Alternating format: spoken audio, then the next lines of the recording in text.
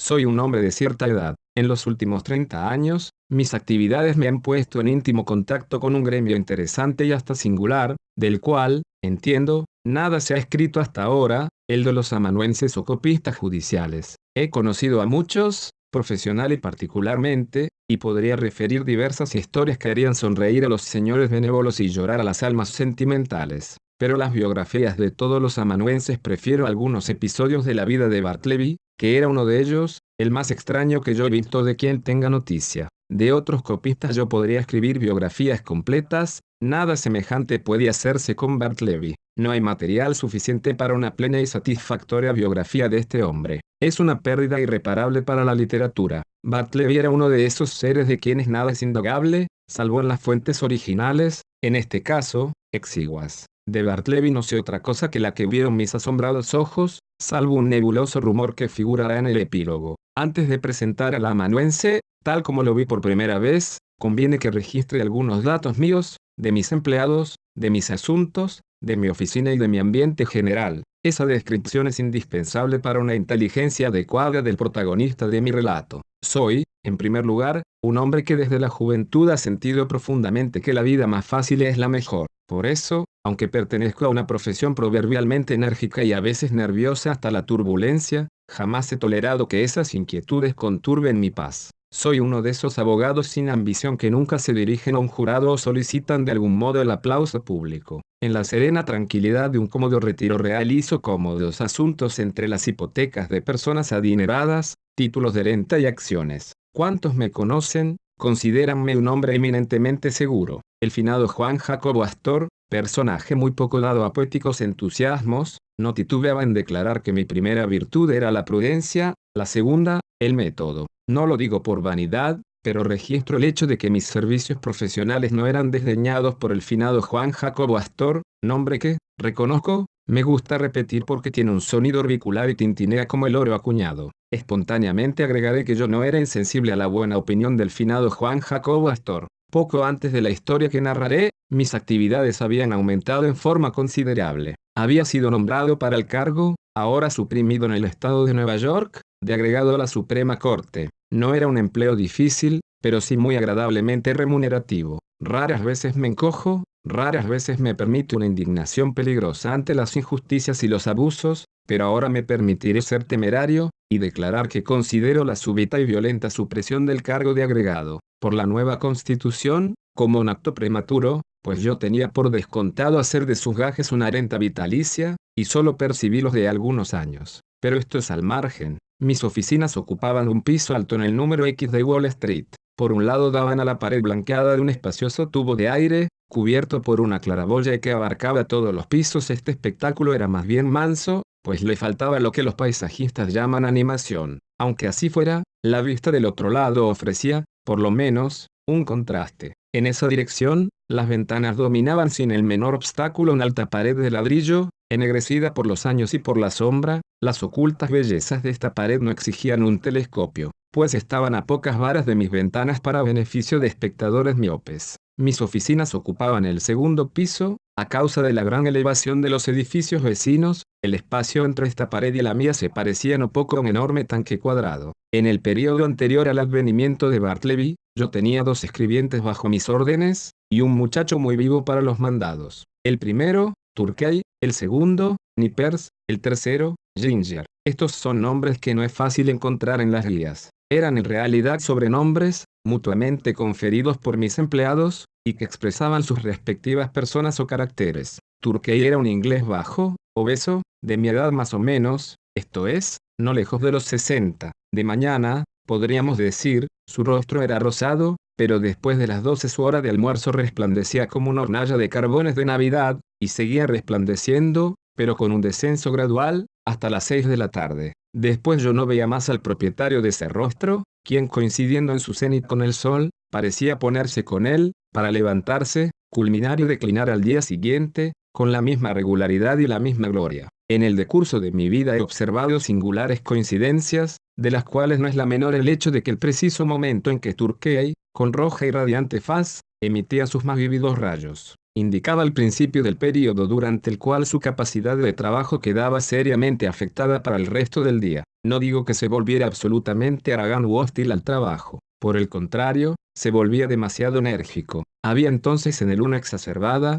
frenética, temeraria y disparatada actividad. Se descuidaba al mojar la pluma en el tintero. Todas las manchas que figuran en mis documentos fueron ejecutadas por él después de las 12 del día. En las tardes, no solo propendía a echar manchas, a veces iba más lejos, y se ponía barulento. En tales ocasiones, su rostro ardía con más vívida heráldica, como si se arrojara carbón de piedra en antracita. Hacía con la silla un ruido desagradable, desparramaba la arena, al cortar las plumas, las rajaba impacientemente, y las tiraba al suelo en súbitos arranques de ira, se paraba, se echaba sobre la mesa, desparramando sus papeles de la manera más indecorosa, triste espectáculo de un hombre ya entrado en años. Sin embargo, como era por muchas razones mi mejor empleado y siempre antes de las 12 el ser más juicioso y diligente, y capaz de despachar numerosas tareas de un modo incomparable, me resignaba a pasar por alto sus excentricidades, aunque, ocasionalmente, me veía obligado a reprenderlo. Sin embargo lo hacía con suavidad,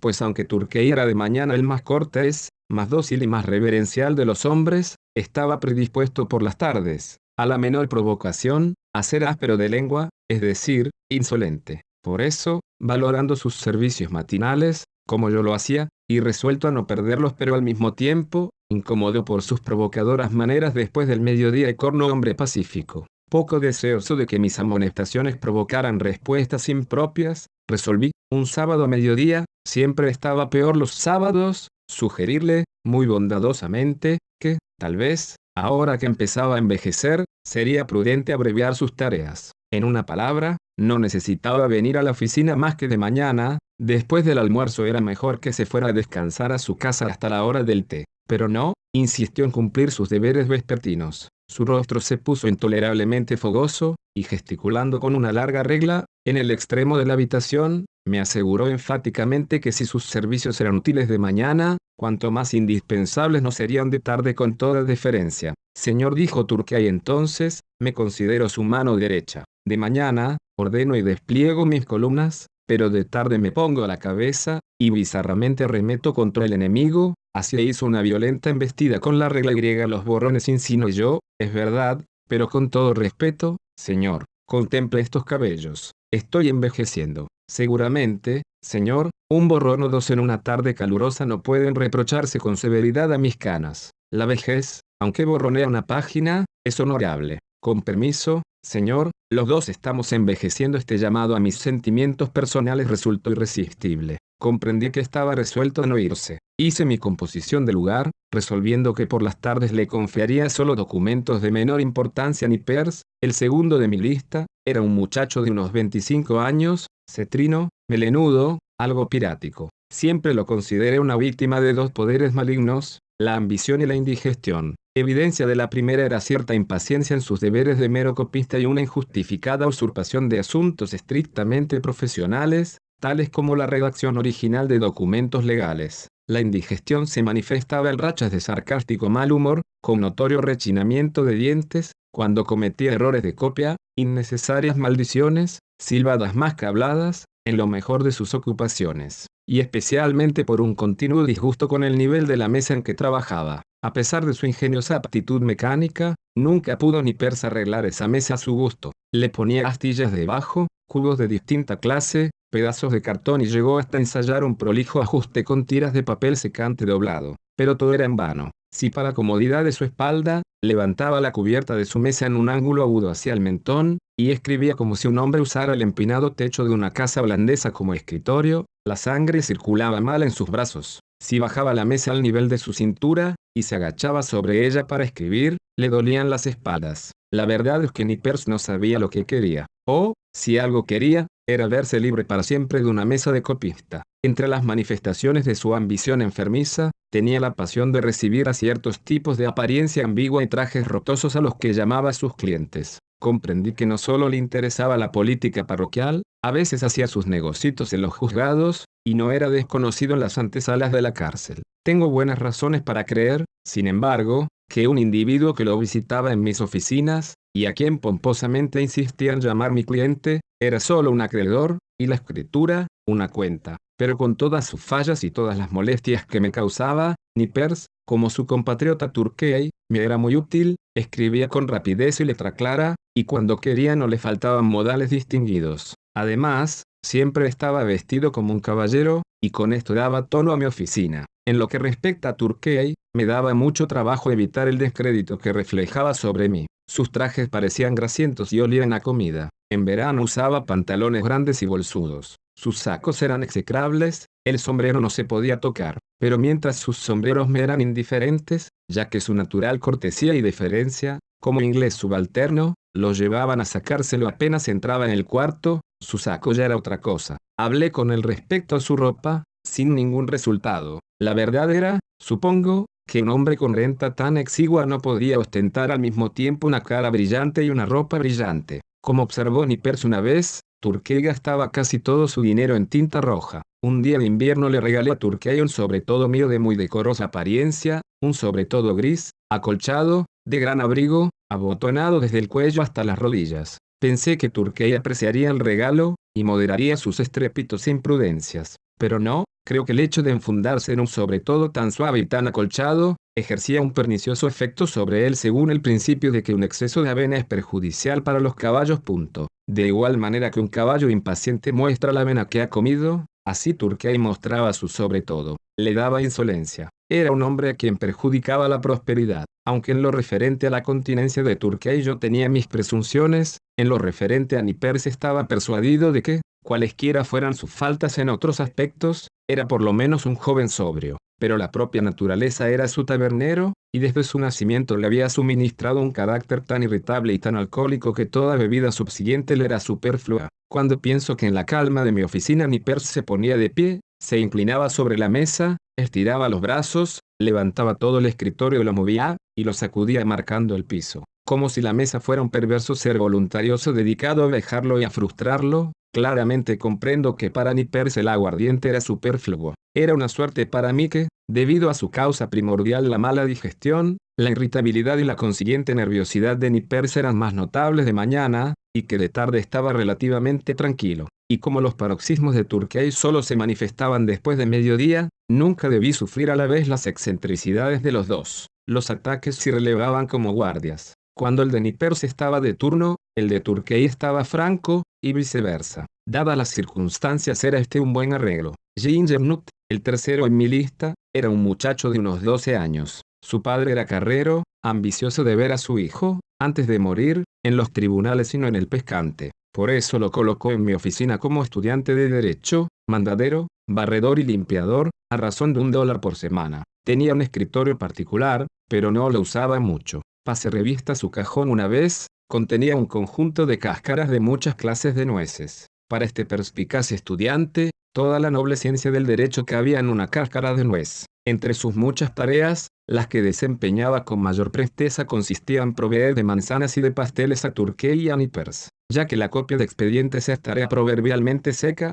mis dos amanuenses solían humedecer sus gargantas con helados, de los que pueden adquirirse en los puestos cerca del correo y de la aduana. También solían encargar a Ginger Nut ese bizcocho especial pequeño, chato, redondo y sazonado con especias cuyo nombre se le daba. En las mañanas frías, cuando había poco trabajo, Turkey los engullía a docenas como si fueran obleas. Lo cierto es que por un penique venden 6 u 8, y el rasguido de la pluma se combinaba con el ruido que hacía al triturar las abiscochadas partículas. Entre las confusiones vespertinas y los fogosos atolondramientos de Turkey, recuerdo que una vez humedeció con la lengua un bizcocho de jengibre y lo estampó como sello en un título hipotecario. Estuve entonces en un tris de despedirlo, pero me desarmó con una reverencia oriental, diciéndome, con permiso, señor, creo que he estado generoso suministrándole un sello a mis expensas. Mis primitivas tareas de escribano de transferencias y buscador de títulos, y redactor de documentos recónditos de toda clase aumentaron considerablemente con el nombramiento de agregado a la Suprema Corte.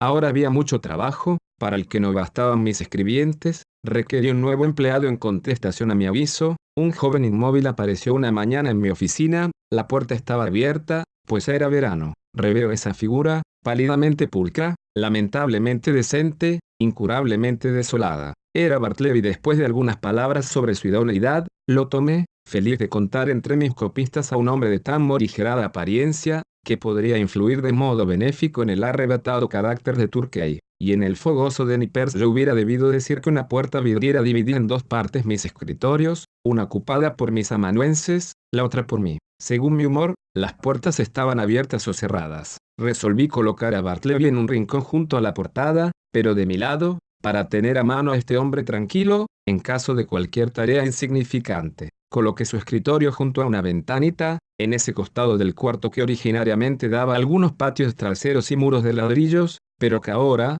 debido a posteriores construcciones, aunque daba alguna luz no tenía vista alguna. A 3 pies de los vidrios había una pared, y la luz bajaba de muy arriba, entre dos altos edificios, como desde una pequeña abertura en una cúpula. Para que el arreglo fuera satisfactorio, conseguí un alto biombo verde que enteramente aislara a Bartleby de mi vista, dejándolo, sin embargo, al alcance de mi voz. Así, en cierto modo, se aunaban sociedad y retiro al principio. Bartleby escribió extraordinariamente. Como si hubiera padecido un ayuno de algo que copiar, parecía hartarse con mis documentos. No se detenía para la digestión. Trabajaba día y noche, copiando, a la luz del día y a la luz de las velas. Yo, encantado con su aplicación, me hubiera encantado aún más si él hubiera sido un trabajador alegre. Pero escribía silenciosa, pálida, mecánicamente. Una de las indispensables tareas del escribiente es verificar la fidelidad de la copia, palabra por palabra. Cuando hay 2 o más amanuenses en una oficina, se ayudan mutuamente en este examen,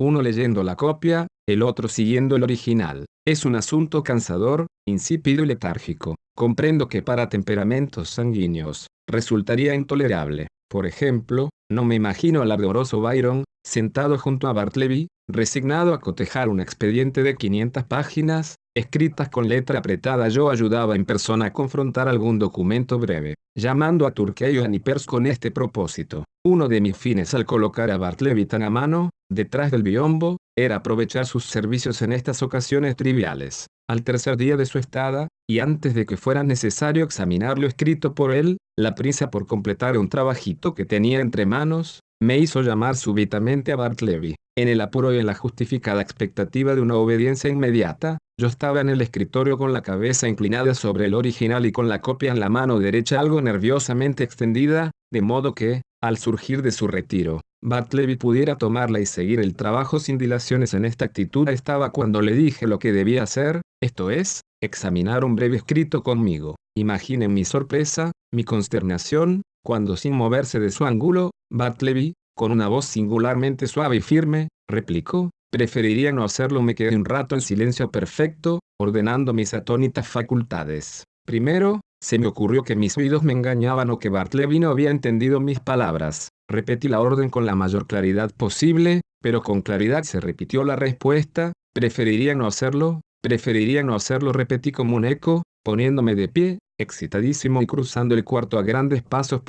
¿Qué quiere decir con eso? Está loco. Necesito que me ayude a confrontar esta página. Tómela y se la alcancé. Preferiría no hacerlo, dijo. Lo miré con atención. Su rostro estaba tranquilo, sus ojos grises, vagamente serenos. Ni un rasgo denotaba agitación. Si hubiera habido en su actitud la menor incomodidad, enojo, impaciencia o impertinencia, en otras palabras, si hubiera habido en él cualquier manifestación normalmente humana, yo lo hubiera despedido en forma violenta. Pero, dadas las circunstancias, hubiera sido como poner en la calle a mi pálido busto en yeso de Cicero. Me quedé mirándolo un rato largo mientras él seguía escribiendo y luego volví a mi escritorio. Esto es rarísimo, pensé. ¿Qué hacer? Mis asuntos eran urgentes. Resolví olvidar aquello, reservándolo para algún momento libre en el futuro. Llamé del otro cuarto a Nippers y pronto examinamos el escrito. Pocos días después, Bartleby concluyó 4 documentos extensos, copias cuadruplicadas de testimonios, dados ante mí durante una semana en la Cancillería de la Corte.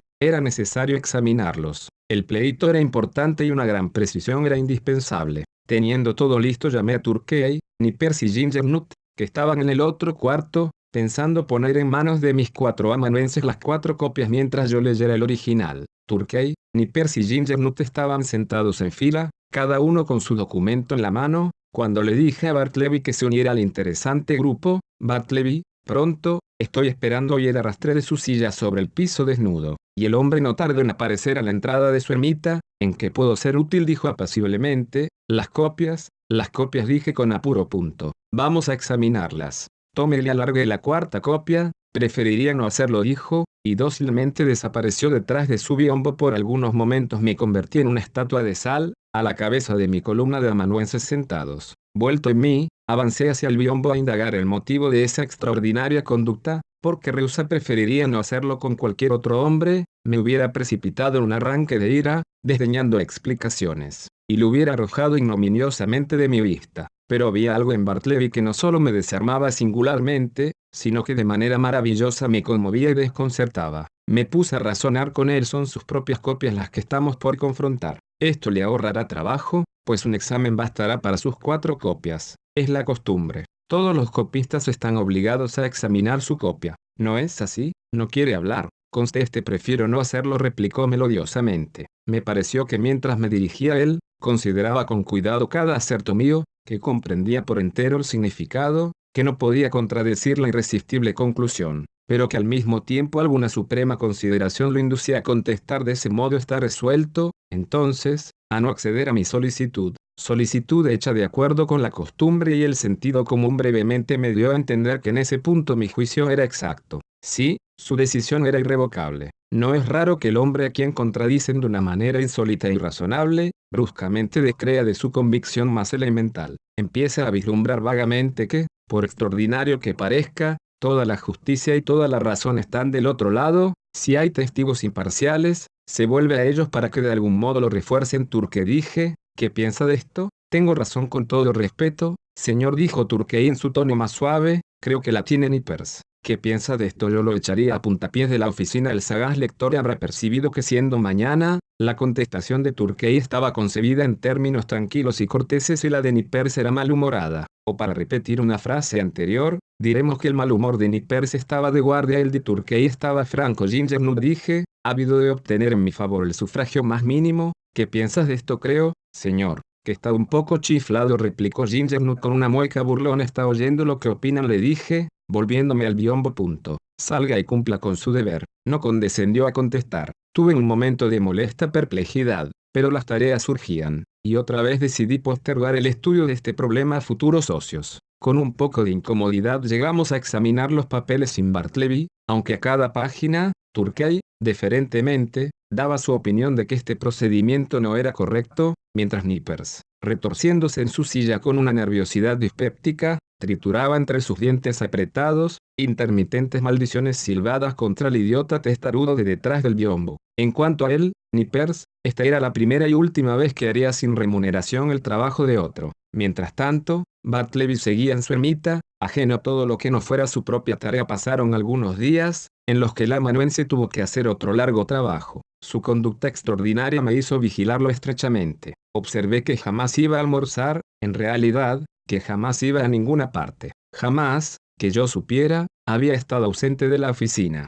Era un centinela perpetuo en su rincón. Noté que a las 11 de la mañana, Ginger solía avanzar hasta la apertura del biombo, como atraído por una señal silenciosa, invisible para mí. Luego salía de la oficina, haciendo sonar unas monedas, y reaparecía con un puñado de bizcochos de jengibre, que entregaba en la ermita, recibiendo 2 de ellos como jornal. Vive de bizcochos de jengibre, pensé, no toma nunca lo que se llama un almuerzo, debe ser vegetariano, pero no, pues no toma ni legumbres, no come más que bizcochos de jengibre. Medité sobre los probables efectos de un exclusivo régimen de bizcochos de jengibre. Se llaman así, porque el jengibre es uno de sus principales componentes, y su principal sabor. Ahora bien, ¿qué es el jengibre? Una cosa cálida y picante. ¿Era Bartleby cálido y picante? Nada de eso. El jengibre, entonces, no ejercía efecto alguno sobre Bartleby. Probablemente, él prefería que no lo ejerciera. Nada exaspera más a una persona seria que una resistencia pasiva.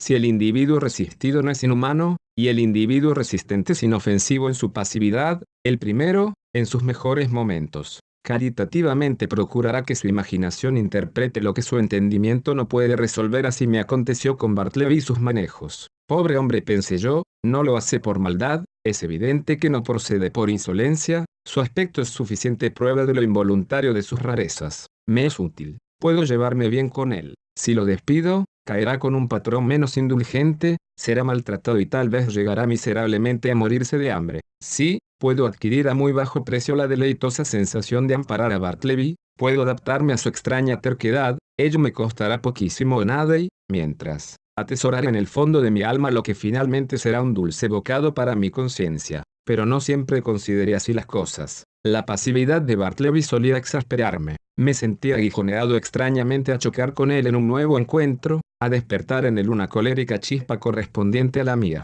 Pero hubiera sido lo mismo tratar de encender fuego golpeando con los nudillos de mi mano en un pedazo de jabón Windsor una tarde. El impulso maligno me dominó y tuvo lugar la siguiente escena. Bartleby, le dije, cuando haya copiado todos esos documentos, los voy a revisar con usted. ¿Preferiría no hacerlo? ¿Cómo? ¿Se propone persistir en ese capricho de mula? Silencio. Abrí la puerta vidriera, y dirigiéndome a Turkey y a Nippers exclamé, Bartleby dice por segunda vez que no examinará sus documentos. ¿Qué piensa de eso? Turkey, hay que recordar que era de tarde. Turkey resplandecía como una marmita de bronce, tenía empapada la calva, tamborileaba con las manos sobre sus papeles borroneados. ¿Qué pienso? Rugió Turkey.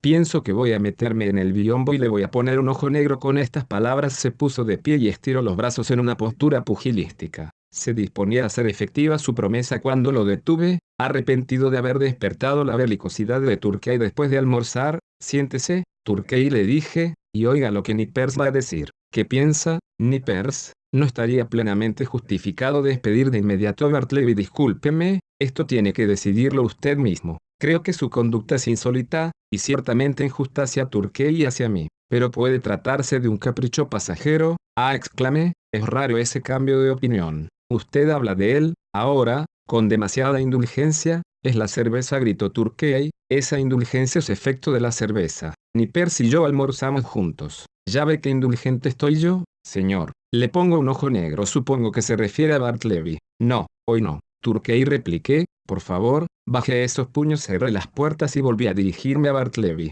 Tenía un nuevo incentivo para tentar mi suerte. Estaba deseando que volviera a revelarse. Recordé que Bartleby no abandonaba nunca la oficina. Bartleby, le dije.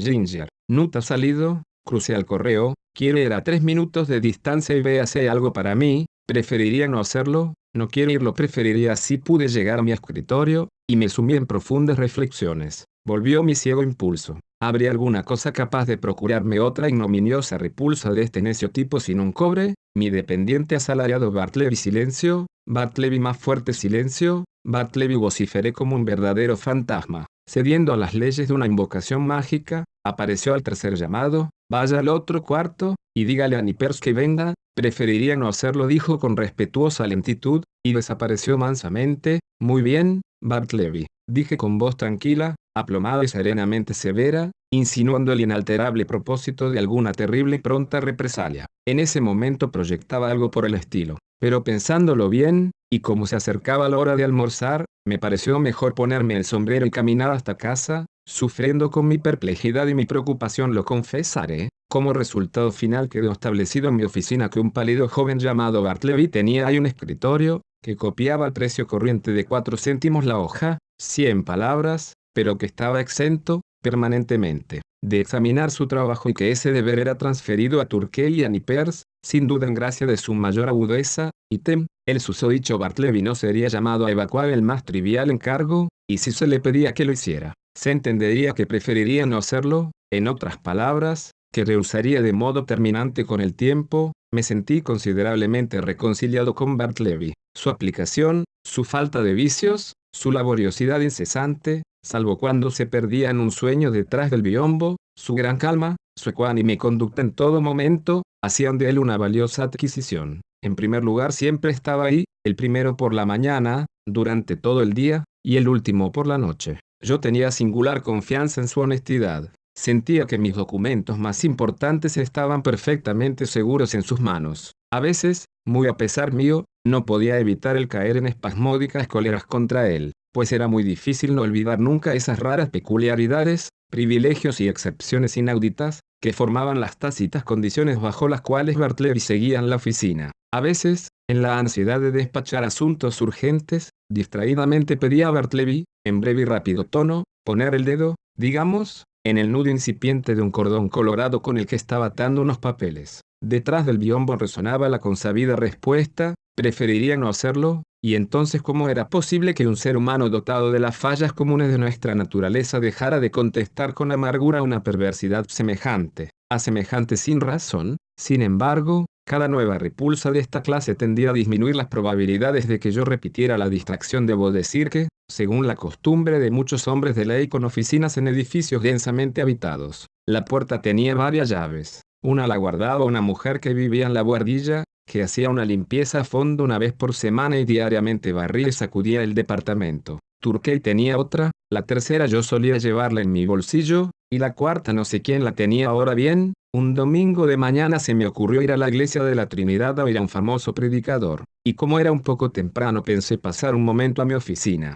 Felizmente llevaba mi llave, pero al meterla en la cerradura, encontré resistencia por la parte interior. Llamé, consternado, vi girar una llave por dentro y, exhibiendo su pálido rostro por la puerta entreabierta, entreví a Bartleby en mangas de camisa, y en un raro y andrajoso deshabille. Se excusó, mansamente, dijo que estaba muy ocupado y que prefería no recibirme por el momento. Añadió que sería mejor que yo fuera a dar 2 o 3 vueltas por la manzana, y que entonces habría terminado sus tareas. La inesperada aparición de Bartleby, ocupando mi oficina un domingo, con su cadavérica indiferencia caballeresca, pero tan firme y tan seguro de sí, tuvo tan extraño efecto, que de inmediato me retiré de mi puerta y cumplí sus deseos, pero no sin variados pujos de inútil rebelión contra la mansa desfachatez de este inexplicable amanuense. Su maravillosa mansedumbre no solo me desarmaba, me acobardaba, porque considero que es una especie de cobarde el que tranquilamente permite a su dependiente asalariado que le dé órdenes y que lo expulse de sus dominios.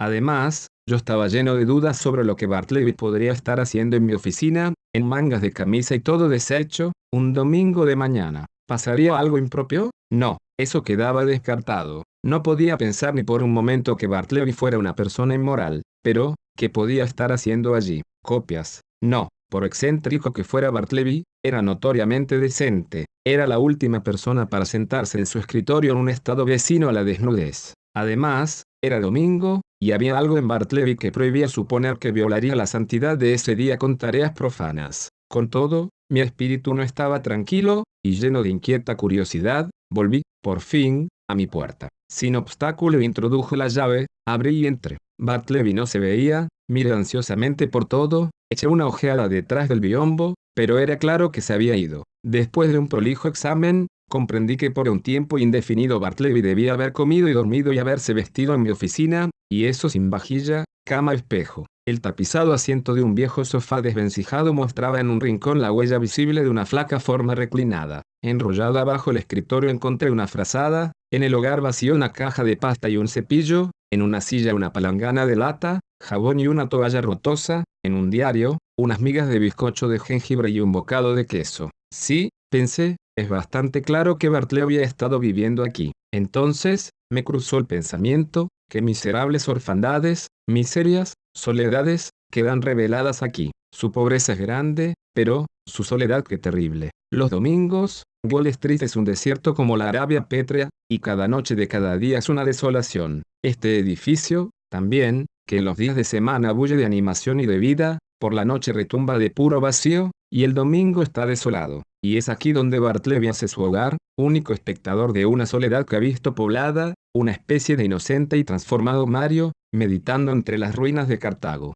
Por primera vez en mi vida una impresión de abrumadora y punzante melancolía se apoderó de mí. Antes, nunca había experimentado más que ligeras tristezas, no desagradables. Ahora el lazo de una común humanidad me arrastraba al abatimiento. Una melancolía fraternal. Los dos, yo y Bartleby, éramos hijos de Adán. Recordé las sedas brillantes y los rostros dichosos que había visto ese día, bogando como cisnes por el Mississippi de Broadway, y los comparé al pálido copista, reflexionando, la felicidad busca la luz, por eso juzgamos que el mundo es alegre, pero el dolor se esconde en la soledad, por eso juzgamos que el dolor no existe. Estas imaginaciones quimeras, indudablemente, de un cerebro tonto y enfermo me llevaron a pensamientos más directos sobre las rarezas de Bartleby. Presentimientos de extrañas novedades me visitaron. Creí ver la pálida forma del amanuense, entre desconocidos, indiferentes, extendida en su estremecida mortaja. De pronto, me atrajo el escritorio cerrado de Bartleby, con su llave visible en la cerradura no me llevaba,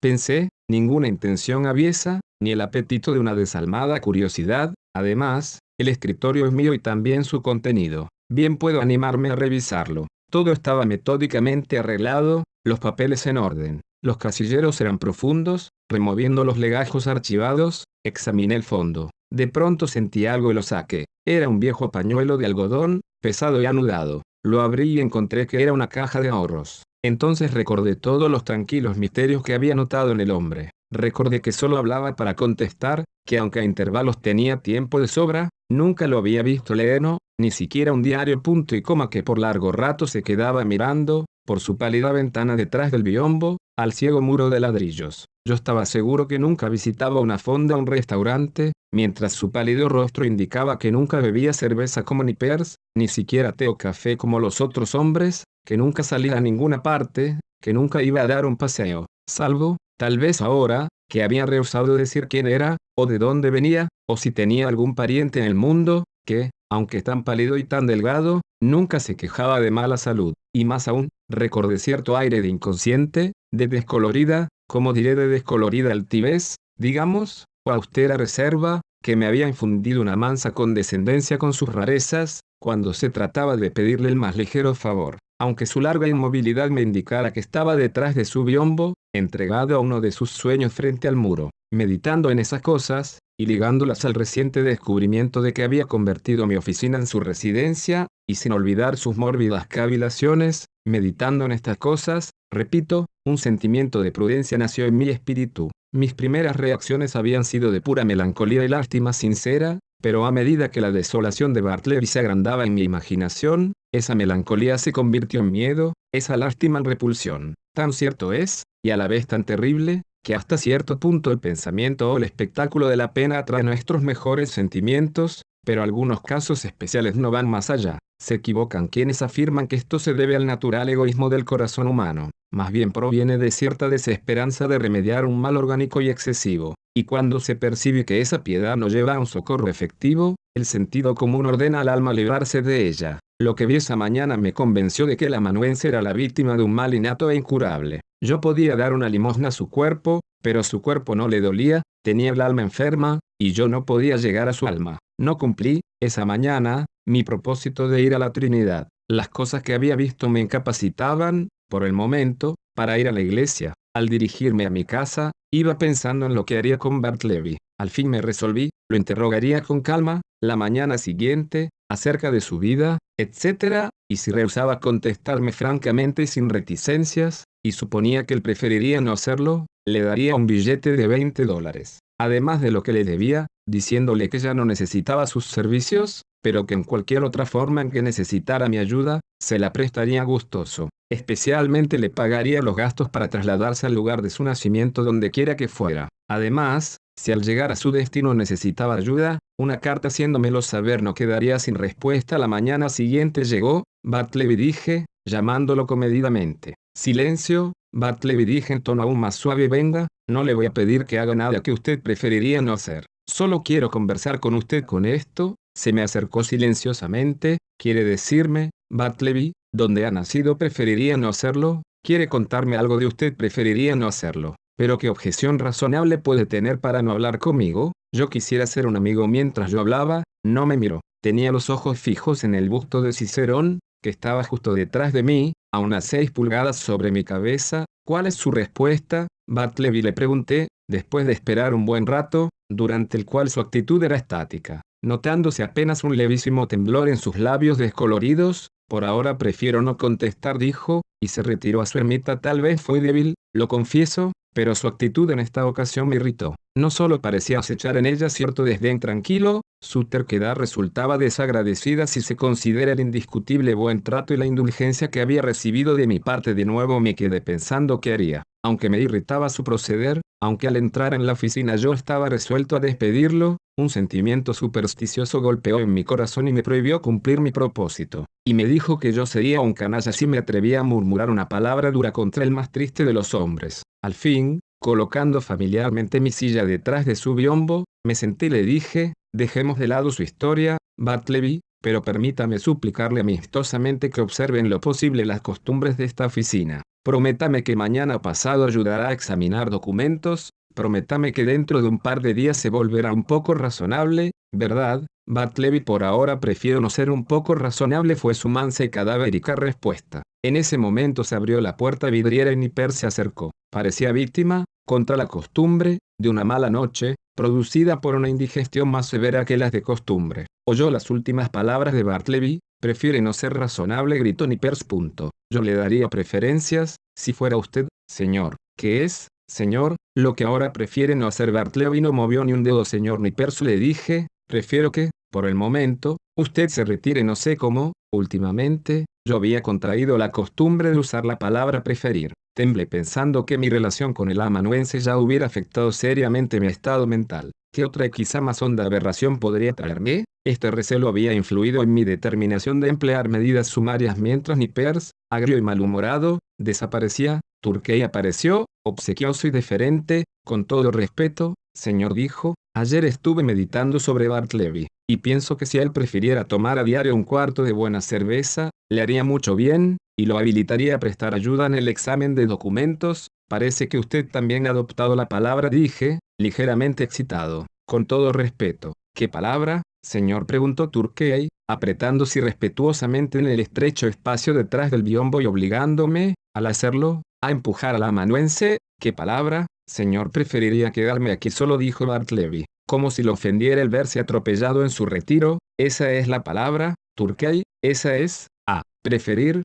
Sí, curiosa palabra, yo nunca la uso. Pero señor, como iba diciendo, si prefiriera, Turkey, interrumpí, retírese, por favor. Ciertamente, señor, si usted lo prefiere. Al abrir la puerta vidriera para retirarse, Nippers desde su escritorio me echó una mirada y me preguntó si yo prefería papel blanco o papel azul para copiar cierto documento. No acentuó maliciosamente la palabra preferir. Se veía que había sido dicha involuntariamente. Reflexioné que era mi deber deshacerme de un demente, que ya, en cierto modo, había influido en mi lengua y quizá en mi cabeza y en las de mis dependientes. Pero juzgué prudente no hacerlo de inmediato. Al día siguiente noté que Bartleby no hacía más que mirar por la ventana, en su sueño frente a la pared. Cuando le pregunté por qué no escribía, me dijo que había resuelto no escribir más. ¿Por qué no? ¿Qué se propone?, exclamé. No escribir más nunca más. ¿Por qué razón no la vio usted mismo?, replicó con indiferencia. Lo miré fijamente y me pareció que sus ojos estaban apagados y vidriosos. Enseguida se me ocurrió que su ejemplar diligencia junto a esa pálida ventana, durante las primeras semanas, había dañado su vista. Me sentí conmovido y pronuncié algunas palabras de simpatía. Sugerí que, por supuesto, era prudente de su parte el abstenerse de escribir por un tiempo, y lo animé a tomar esta oportunidad para hacer ejercicios al aire libre, pero no lo hizo. Días después, estando ausentes mis otros empleados, y teniendo mucha prisa por despachar ciertas cartas, pensé que no teniendo nada que hacer, Bartleby sería menos inflexible que de costumbre y querría llevármelas al correo. Se negó rotundamente y aunque me resultaba molesto, tuve que llevarlas yo mismo. Pasaba el tiempo. Ignoro si los ojos de Bartleby se mejoraron o no. Me parece que sí, según todas las apariencias. Pero cuando se lo pregunté no me concedió una respuesta. De todos modos, no quería seguir copiando. Al fin, acosado por mis preguntas, me informó que había resuelto abandonar las copias. ¿Cómo?, exclamé. Si sus ojos se curaran, si viera mejor que antes, copiaría. Entonces he renunciado a copiar, contestó y se hizo a un lado. Se quedó como siempre, enclavado en mi oficina. ¿Qué si eso fuera posible?, se reafirmó más aún que antes. ¿Qué hacer? Si no hacía nada en la oficina, ¿por qué se iba a quedar? De hecho, era una carga, no solo inútil, sino gravosa. Sin embargo, le tenía lástima. No digo sino la pura verdad cuando afirmo que me causaba inquietud. Si hubiese nombrado a algún pariente o amigo, yo le hubiera escrito, instándolo a llevar al pobre hombre a un retiro adecuado. Pero parecía solo, absolutamente solo en el universo. Algo como un despojo en mitad del océano Atlántico. A la larga, necesidades relacionadas con mis asuntos prevalecieron sobre toda consideración. Lo más bondadosamente posible, le dije a Bartleby que en 6 días debía dejar la oficina. Le aconsejé tomar medidas en ese intervalo para procurarse una nueva morada. Le ofrecí ayudarlo en este empeño, si él personalmente daba el primer paso para la mudanza.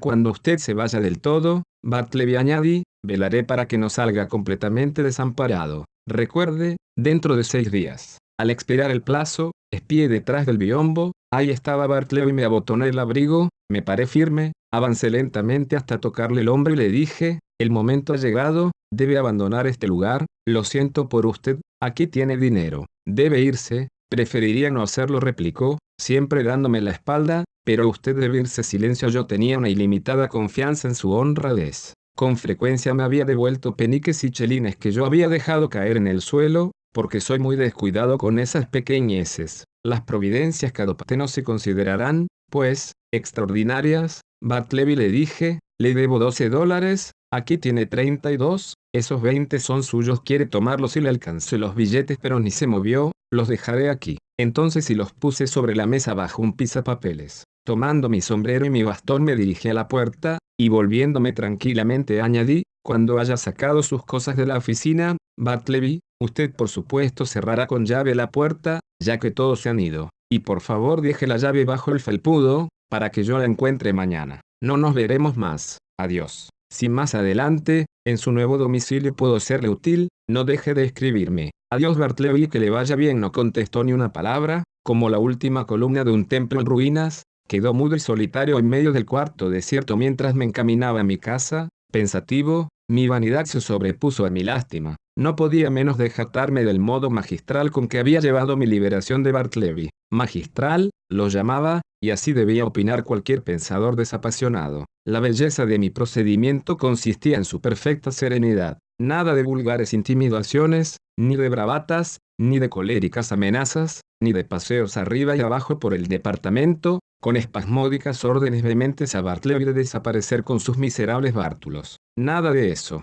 Sin mandatos gritones a Bartleby como hubiera hecho un genio inferior. Yo había postulado que se iba, y sobre esa promesa había construido todo mi discurso. Cuanto más pensaba en mi actitud, más me complacía en ella. Con todo, al despertarme la mañana siguiente, tuve mis dudas, mis humos de vanidad se habían desvanecido. Una de las horas más lúcidas y serenas en la vida del hombre es la del despertar. Mi procedimiento seguía pareciéndome tan sagaz como antes, pero solo en teoría. Cómo resultaría en la práctica era lo que estaba por verse. Era una bella idea, dar por sentado a la partida de Bartleby, pero, después de todo, esta presunción era solo mía, y no de Bartleby. Lo importante era no que yo hubiera establecido que debía irse, sino que él prefiriera hacerlo. Era hombre de preferencias, no de presunciones. Después del almuerzo, me fui al centro, discutiendo las probabilidades pro y contra. A ratos pensaba que sería un fracaso y que encontraría a Bartleby en mi oficina como de costumbre, y enseguida tenía la seguridad de encontrar su silla vacía. Y así seguí titubeando.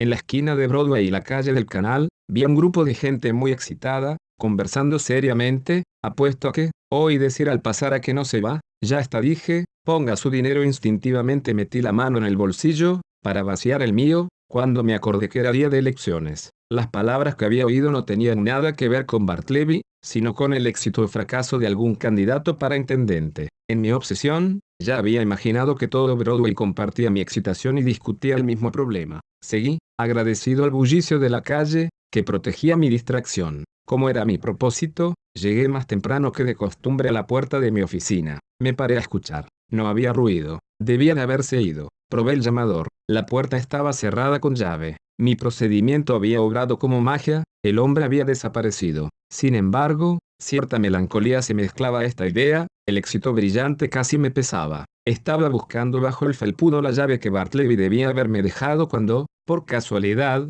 pegué en la puerta con la rodilla, produciendo un ruido como de llamada, y en respuesta llegó hasta mí una voz que decía desde adentro, todavía no, estoy ocupado. Era Bartleby. Quedé fulminado. Por un momento quedé como aquel hombre que, con su pipa en la boca, fue muerto por un rayo. Hace ya tiempo, en una tarde serena de Virginia, fue muerto asomado a la ventana y quedó recostado en ella en la tarde soñadora. Hasta que alguien lo tocó y cayó. No se ha ido, murmuré por fin. Pero una vez más, obedeciendo al ascendiente que el inescrutable amanuense tenía sobre mí, y del cual me era imposible escapar, bajé lentamente a la calle. Al dar vuelta a la manzana, consideré que podía hacer en esta inaudita perplejidad. Imposible expulsarlo a empujones, inútil sacarlo a fuerza de insultos, llamar a la policía era una idea desagradable, y, sin embargo, permitirle gozar de su cadavérico triunfo sobre mí, eso también era inadmisible. ¿Qué hacer?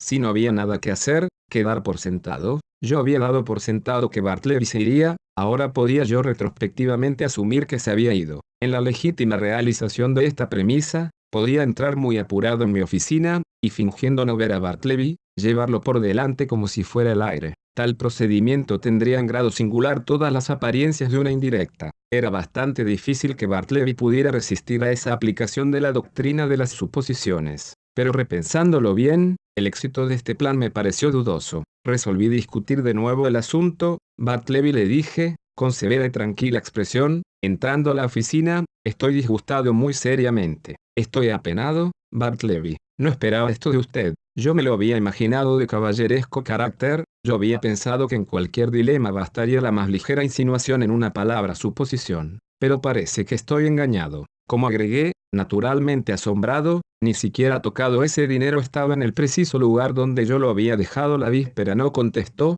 ¿Quiere usted dejarnos? Sí o no, pregunté en un arranque, avanzando hasta acercarme a él. Preferiría no dejarlo, replicó suavemente, acentuando el no. ¿Qué derecho tiene para quedarse? ¿Paga alquiler? ¿Paga mis impuestos? ¿Es suya la oficina? No contestó. ¿Está dispuesto a escribir ahora? ¿Se ha mejorado de la vista? ¿Podría escribir algo para mí esta mañana? ¿O ayudarme a examinar unas líneas? ¿O ir al correo? En una palabra, ¿quiere hacer algo que justifique su negativa de irse? Silenciosamente se retiró a su ermita. Yo estaba en tal estado de resentimiento nervioso que me pareció prudente abstenerme de otros reproches. Bartleby y yo estábamos solos. Recordé la tragedia del infortunado Adams y del aún más infortunado Colt en la solitaria oficina de este, y cómo el pobre Colt, exasperado por Adams, y dejándose llevar imprudentemente por la ira, fue precipitado al acto fatal, acto que ningún hombre puede deplorar más que el actor. A menudo he pensado que si este altercado hubiera tenido lugar en la calle o en una casa particular, otro hubiera sido su desenlace.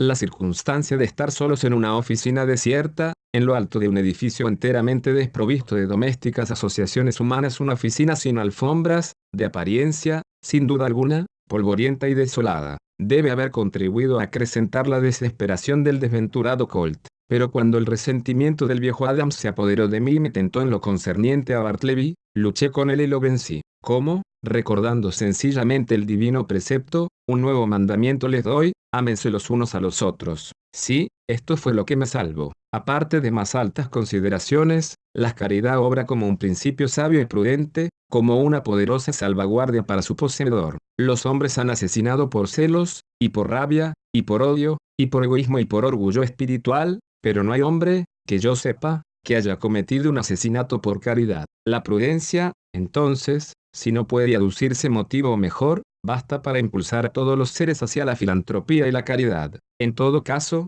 en esta ocasión me forcé a ahogar mi irritación con el amanuense, interpretando benévolamente su conducta. Pobre hombre, pensé, no sabe lo que hace, y, además, ha pasado días muy duros y merece indulgencia. Procuré también ocuparme en algo, y al mismo tiempo consolar mi desaliento. Traté de imaginar que en el curso de la mañana, en un momento que le viniera bien, Bartleby, por su propia y libre voluntad, saldría de su ermita, decidido a encaminarse a la puerta. Pero, no. Llegaron las 12:30, la cara de Turkey se encendió, volcó el tintero y empezó su turbulencia. Nippers declinó hacia la calma y la cortesía, Ginger mascó su manzana del mediodía, y Bartleby siguió de pie en la ventana en uno de sus profundos sueños frente al muro. Me creerán, me atreveré a confesarlo. Esa tarde abandoné la oficina, sin decirle ni una palabra más. Pasaron varios días durante los cuales, en momentos de ocio, revisé sobre testamentos de Edwards y sobre la necesidad de Priestley. Estos libros, dadas las circunstancias,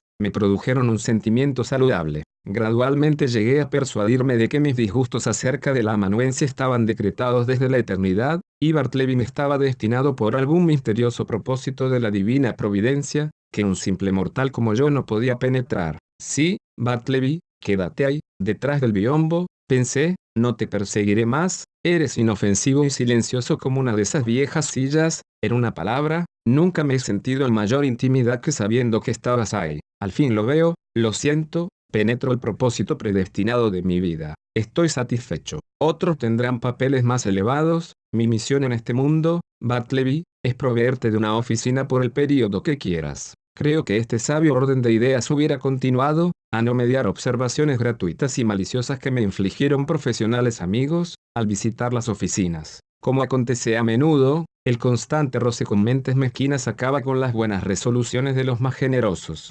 Pensándolo bien, no me asombra que a las personas que entraban a mi oficina les impresionara el peculiar aspecto del inexplicable Bartleby y se vieran tentadas de formular alguna siniestra observación. A veces un procurador visitaba la oficina y, encontrando solo al amanuense, trataba de obtener de él algún dato preciso sobre mi paradero. Sin prestarle atención, Bartleby seguía inconmovible en medio del cuarto. El procurador, después de contemplarlo un rato, se despedía tan ignorante como había venido también. Cuando alguna audiencia tenía lugar, y el cuarto estaba lleno de abogados y testigos, y se sucedían los asuntos, algún letrado muy ocupado, viendo a Bartleby enteramente ocioso, le pedía que fuera a buscar en su oficina, la del letrado, algún documento. Bartleby, en el acto, rehusaba tranquilamente y se quedaba tan ocioso como antes. Entonces el abogado se quedaba mirándolo asombrado, le clavaba los ojos y luego me miraba a mí. ¿Y yo qué podía decir? Por fin, me di cuenta de que en todo el círculo de mis relaciones corría un murmullo de asombro acerca del extraño ser que cobijaba en mi oficina.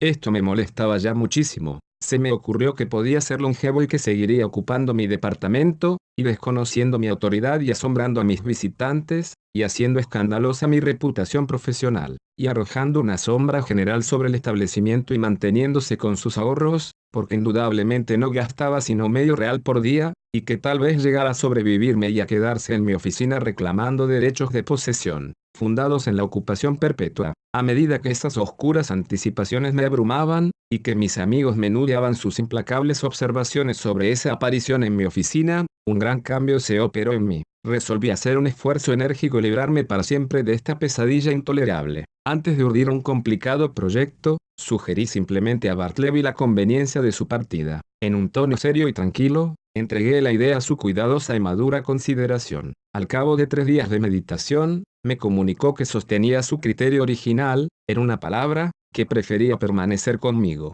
¿Qué hacer?, dije para mí, abotonando mi abrigo hasta el último botón. ¿Qué hacer? ¿Qué debo hacer? ¿Qué dice mi conciencia que debería hacer con este hombre? O más bien, con este fantasma. Tengo que librarme de él. Se irá, pero ¿cómo? Echarás a ese pobre, pálido, pasivo mortal, arrojarás esa criatura indefensa. Te deshonrarás con semejante crueldad. No, no quiero, no puedo hacerlo. Más bien lo dejaría vivir y morir aquí y luego emparedaría sus restos en el muro. ¿Qué harás entonces? Con todos tus ruegos, no se mueve. Deja los sobornos bajo tu propio pisapapeles. Es bien claro que prefiere quedarse contigo. Entonces hay que hacer algo severo, algo fuera de lo común. ¿Cómo? ¿Lo harás arrestar por un gendarme y entregarás su inocente palidez a la cárcel? ¿Qué motivos podrías aducir? ¿Es acaso un vagabundo? ¿Cómo? Él, un vagabundo, un ser errante, él, que rehúsa moverse. Entonces, ¿por qué no quiere ser un vagabundo? ¿Vas a clasificarlo como tal? Esto es un absurdo.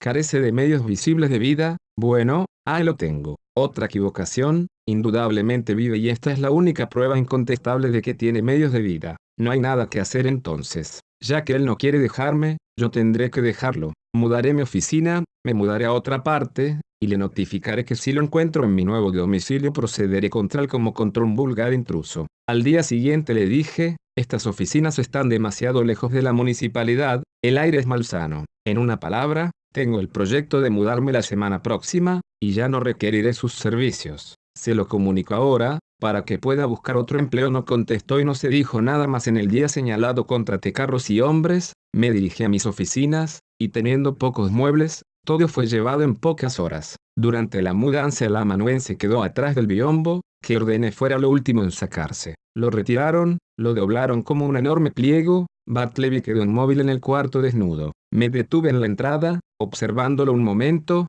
mientras algo dentro de mí, me reconvenla. Volví a entrar, con la mano en el bolsillo y mi corazón en la boca. Adiós, Bartleby, me voy, adiós y que Dios lo bendiga de algún modo, y tomé esto, deslicé algo en su mano. Pero él lo dejó caer al suelo y entonces, raro es decirlo, me arranqué dolorosamente de quien tanto había deseado librarme. Establecido en mis oficinas, por 1 o 2 días mantuve la puerta con llave, sobresaltándome cada pisada en los corredores. Cuando volvía, después de cualquier salida, me detenía en el umbral un instante, y escuchaba atentamente al introducir la llave. Pero mis temores eran vanos. Bartleby nunca volvió. Pensé que todo iba bien, cuando un señor muy preocupado me visitó, averiguando si yo era el último inquilino de las oficinas en el número X de Wall Street lleno de aprensiones. Contesté que sí. Entonces, señor, dijo el desconocido, que resultó ser un abogado. Usted es responsable por el hombre que ha dejado allí. Se niega a hacer copias, se niega a hacer todo, dice que prefiere no hacerlo, y se niega a abandonar el establecimiento.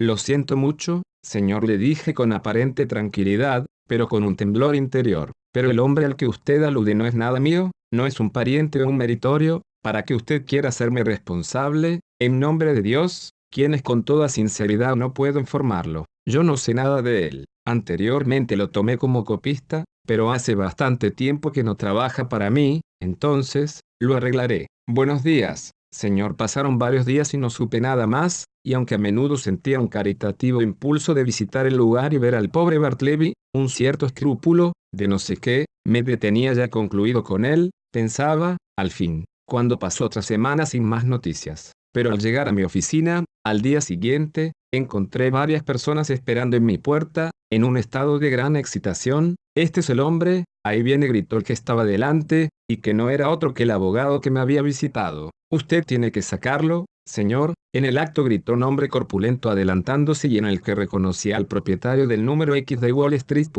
Estos caballeros, mis inquilinos, no pueden soportarlo más. El señor B. Grande, señalando al abogado, lo ha echado de su oficina, y ahora persiste en ocupar todo el edificio, sentándose de día en los pasamanos de la escalera y durmiendo a la entrada. De noche, todos están inquietos, los clientes abandonan las oficinas, hay temores de un tumulto. Usted tiene que hacer algo. Inmediatamente horrorizado ante este torrente, retrocedí y hubiera querido encerrarme con llave en mi nuevo domicilio. En vano protesté que nada tenía que ver con Bartleby. En vano, yo era la última persona relacionada con él y nadie quería olvidar esa circunstancia, temeroso de que me denunciaran en los diarios, como alguien insinuó oscuramente. Consideré el asunto y dije que si el abogado me concedía una entrevista privada con el amanuense en su propia oficina, la del abogado, haría lo posible para librarlos del estorbo. Subiendo a mi antigua morada, encontré a Bartleby silencioso, sentado sobre la baranda en el descanso. ¿Qué está haciendo ahí, Bartleby?, le dije.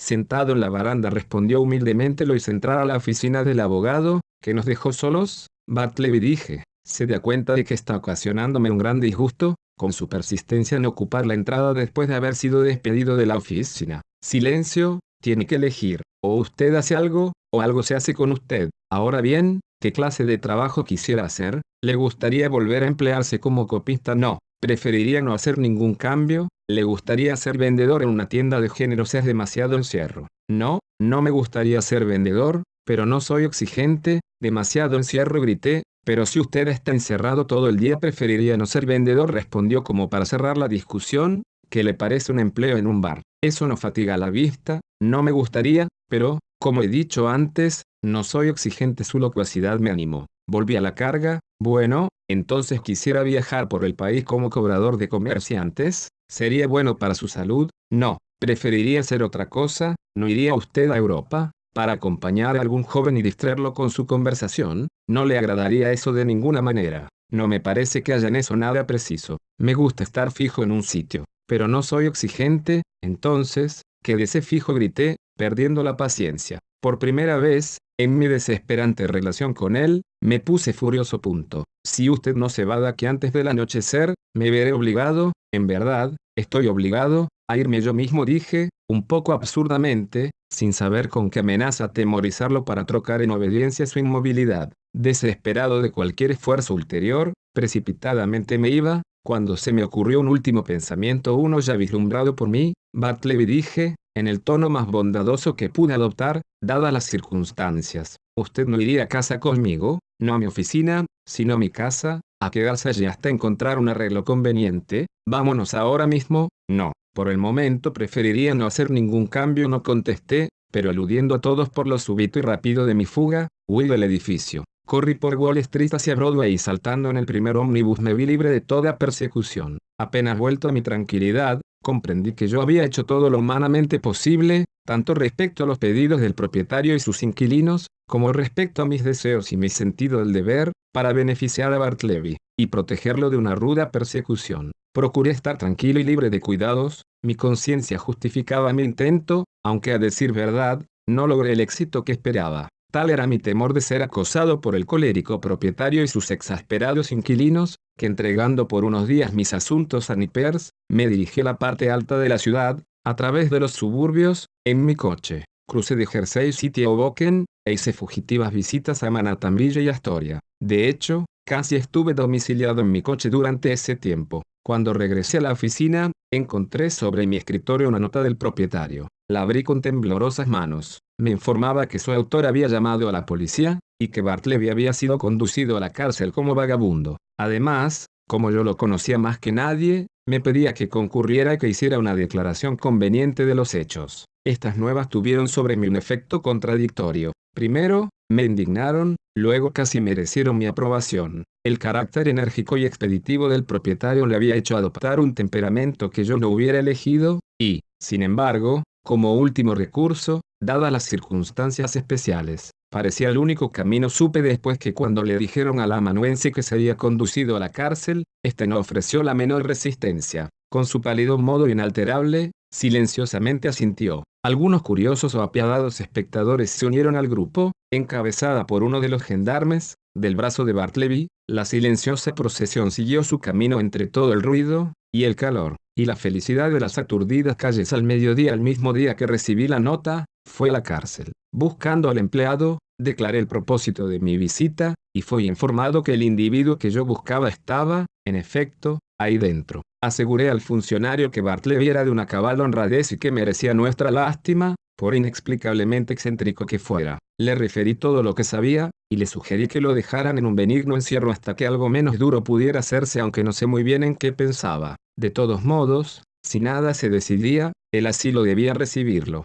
Luego solicité una entrevista. Como no había contra él ningún cargo serio, y era inofensivo y tranquilo, le permitían andar en libertad por la prisión y particularmente por los patios cercados de césped. Ahí lo encontré, solitario en el más quieto de los patios, con el rostro vuelto en alto muro, mientras alrededor, me pareció ver los ojos de asesinos y de ladrones, atisbando por las estrechas rendijas de las ventanas. Bartleby lo conozco, dijo sin darse vuelta, y no tengo nada que decirle. Yo no soy el que le trajo aquí, Bartleby, dije profundamente dolido por su sospecha. Para usted, este lugar no debe ser tan vil. Nada reprochable lo ha traído aquí. Vea, no es un lugar tan triste, como podría suponerse. Mire, ahí está el cielo, y aquí el césped. Sé dónde estoy, replicó, pero no quiso decir nada más, y entonces lo dejé. Al entrar de nuevo en el corredor, un hombre ancho y carnoso, de delantal, se me acercó, y señalando con el pulgar sobre el hombro, dijo: «Ese es su amigo. Sí, quiere morirse de hambre. En tal caso, que observe el régimen de la prisión y saldrá con su gusto». «¿Quién es usted?», le pregunté, no acertando a explicarme una charla tan poco oficial en ese lugar. «Soy el despensero. Los caballeros que tienen amigos aquí me pagan para que los provea de buenos platos». «¿Es cierto?», le pregunté al guardián. Me contestó que sí. «Bien, entonces», dije, deslizando unas monedas de plata en la mano del despensero, «quiero que mi amigo esté particularmente atendido. Dele la mejor comida que encuentre, y sea con él lo más atento posible. Presénteme». «¿Quiere?», dijo el despensero, con una expresión que parecía indicar la impaciencia de ensayar inmediatamente su urbanidad, pensando que podía redundar en beneficio del amanuense. Accedí, y preguntándole su nombre, me fue a buscar a Bartleby. «Bartleby, este es un amigo, usted lo encontrará muy útil». «Servidor, señor», dijo el despensero, haciendo un lento saludo, detrás del delantal. «Espero que esto le resulte agradable, señor. Lindo césped, departamentos frescos. Espero que pase un tiempo con nosotros. Trataremos de hacérselo agradable». «¿Qué quiere cenar hoy?». «Prefiero no cenar hoy», dijo Bartleby, dándose vuelta. «Me haría mal, no estoy acostumbrado a cenar». Con estas palabras se movió hacia el otro lado del cercado, y se quedó mirando a la pared. «¿Cómo es esto?», dijo el hombre, dirigiéndose a mí con una mirada de asombro. «Es medio raro, ¿verdad?». «Creo que está un poco desequilibrado», dije con tristeza. «¿Desequilibrado? ¿Está desequilibrado? Bueno, palabra de honor que pensé que su amigo era un caballero falsificador. Los falsificadores son siempre pálidos y distinguidos. No puedo menos que compadecerlos. Me es imposible, señor». «No conoció a Monroe Edwards», agregó patéticamente, y se detuvo. Luego, apoyando compasivamente la mano en mi hombro, suspiró. «Murió tuberculoso en Sing Sing». «Entonces, usted no conocía a Monroe». «No, nunca he tenido relaciones sociales con ningún falsificador. Pero no puedo demorarme. Cuídame, amigo. Le prometo que no le pesará. Ya nos veremos». Pocos días después, conseguí otro permiso para visitar la cárcel y anduve por los corredores en busca de Bartleby, pero sin dar con él. «Lo he visto salir de su celda no hace mucho», dijo un guardián. «Habrá salido a pasear al patio». Tomó esa dirección. Está buscando al hombre callado, dijo otro guardián, cruzándose conmigo. Ahí está, durmiendo en el patio. No hace 20 minutos que lo vi acostado. El patio estaba completamente tranquilo. A los presos comunes les estaba vedado el acceso. Los muros que lo rodeaban, de asombroso espesor, excluían todo ruido. El carácter egipcio de la arquitectura me abrumó con su tristeza, pero a mis pies crecía un suave césped cautivo. Era como si en el corazón de las eternas pirámides, por una extraña magia, hubiese brotado de las grietas una semilla arrojada por los pájaros. Extrañamente acurrucado al pie del muro, con las rodillas levantadas, de lado, con la cabeza tocando las frías piedras, vi al consumido Bartleby, pero no se movió. Me detuve, luego me acerqué, me incliné, y vi que sus vagos ojos estaban abiertos. Por lo demás, parecía profundamente dormido. Algo me impulsó a tocarlo. Al sentir su mano, un escalofrío me corrió por el brazo y por la medula hasta los pies. La redonda cara del despensero me interrogó: «Su comida está pronta. No querrá comer hoy tampoco». «Oh, vive sin comer, dije yo y le cerré los ojos.